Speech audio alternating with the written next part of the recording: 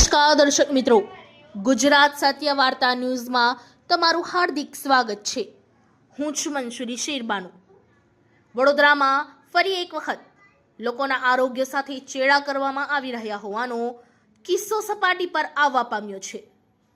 કારેલીબાગ સંતુષ્ટિના આઉટલેટમાંથી ખરીદ કરેલ silk પેક્સીઝ cake ફૂગવાળી નીકળતા વિદ્યાર્થીઓ ચોંકી ઉઠ્યા હતા। વડોદરા જિલ્લાના વાઘોડિયા ખાતેની એક ખાનગી યુનિવર્સિટીમાં અભ્યાસ કરતા અને વાઘોડિયા રોડ પર ભાડાના મકાનમાં રહેતા બે વિદ્યાર્થી મિત્રો દર્શન પટેલ અને ડુંગરાની ગત રાત્રિએ કારેલીબાગ વિસ્તારના સંગમ 4 રસ્તા નજીક આવેલી સંતુષ્ટિ મેક્સ એન્ડ મોર નામના આઉટલેટ ઉપર ગયા હતા, જ્યાંથી તેમણે 190 રૂપિયાની કિંમતનો એક એવા બે સીલ્ડ પેક ચીઝ કેક ખરીદ્યા હતા। તેમની સાથે તેમના અન્ય મિત્રો પણ હતા।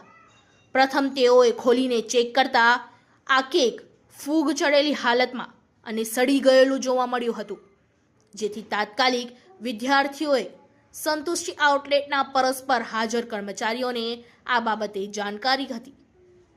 એક તબક્કે તો આ કર્મચારીઓ પોતે આ કેકને ઊંઘવા માટે તૈયાર નહોતા, જ્યારે ફરજ પરના કર્મચારીઓએ સંતુષ્ટિ આઉટલેટના સંચાલક સાથે ટેલિફોનિક વાત કરતા વિદ્યાર્થીઓએ તેમની અરજ રજૂ કરી હતી।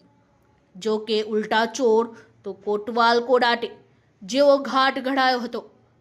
સંચાલકે વિદ્યાર્થીઓને આ અમારી બ્રાન્ડ છે, તે પસંદ ના આવે તો બીજી લઈ લો તેમ જણાવી વિદ્યાર્થીઓને થાય તે કરીએ તેમ કહી ઉડાવ જવાબ આપ્યો હતો, જેને લઈ વિદ્યાર્થીઓએ ગંભીર આક્ષેપ લગાવ્યા હતા।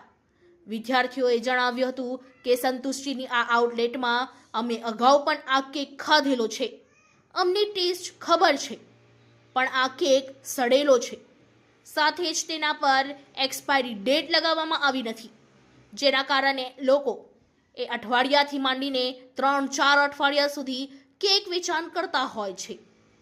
આરોગ્ય વિભાગને પણ વિનંતી કરી હતી કે સંતુષ્ટિના તમામ આઉટલેટમાં ચેકિંગ કરવામાં આવે અને આવી પ્રોડક્ટો ઉપર એક્સપાયરી ડેટ લગાવવામાં આવે। સાથે વિદ્યાર્થીઓએ સંતુષ્ટિ સામે પગલાં ભરવા પણ માંગણી કરી હતી।